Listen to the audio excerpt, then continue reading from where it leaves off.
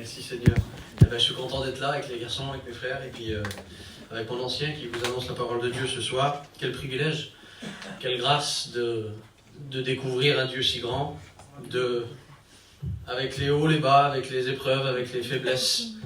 Comme il disait Nathan, c'est pas toujours rose, c'est la vérité. C'est la vérité. Moi je suis jeune dans la foi, ça fait pas longtemps que je suis chrétien.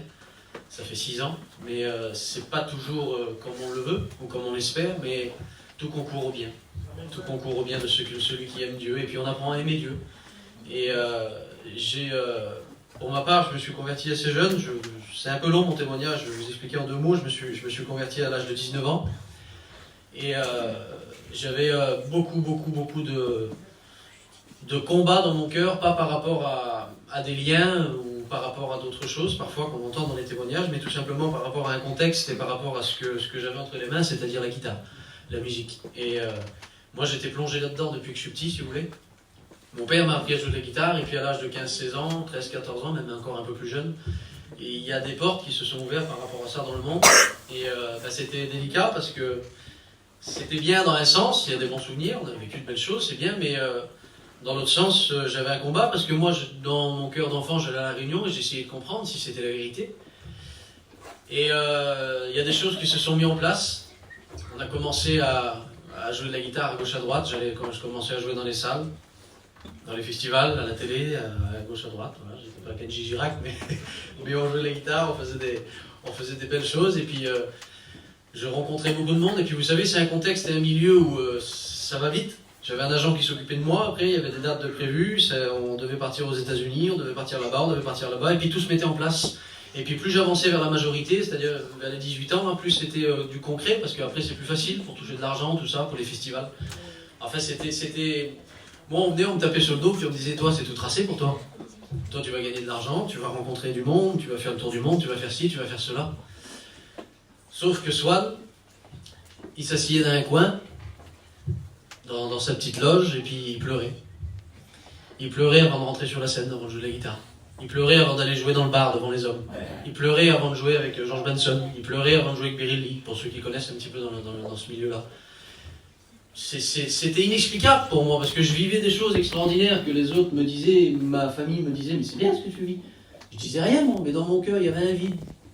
Il y avait un poids sur moi. Je dis, c'est pas possible, Seigneur, c'est pas pour moi. Il faut que j'arrête de jouer de la guitare, alors peut-être. Je ne sais pas qu'est-ce qu'il faut que je fasse.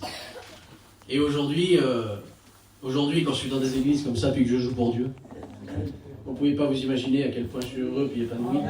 Vous ne pouvez pas vous imaginer le changement, ce que Dieu a produit. Je vous dis, à 19 ans, j'ai rentré dans une réunion, je passe les détails, ça serait long à expliquer, j'ai resté entre deux comme ça pendant longtemps. J'ai rentré dans une réunion, j'ai dit, Seigneur, si t'es la vérité, je te suis à toi. Je dis, le monde m'a prévu un chemin. Je dis, tout le monde me pousse comme ça dans le chemin. Mais je dis, je sens une petite main qui me tire. Avec amour, quel amour, quelle finesse. Les gens, ils me poussaient comme ça dans le monde, mais eux, ils le faisaient pas en mal. Ils le faisaient pas en mal, c'était prévu, voilà. Mais Dieu, quel amour. Une main sur l'épaule, là. Je suis là, moi. J'ai un plan pour toi.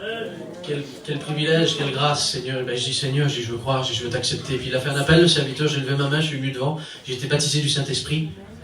J'ai tout bouleversé, ma vie bouleversée complètement. J'ai réalisé la croix, j'ai dit, Seigneur, c'est pas possible que c'est comme ça.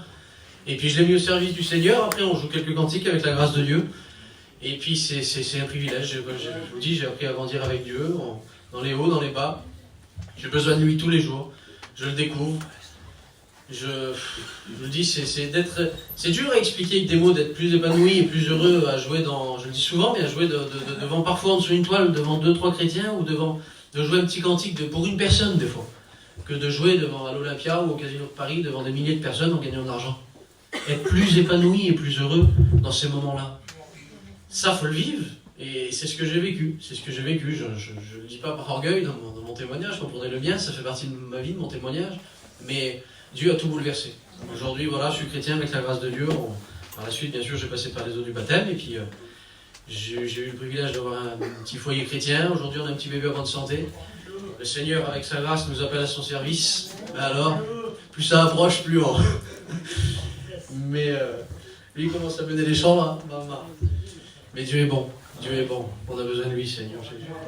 Voilà, je vais vous chanter un cantique.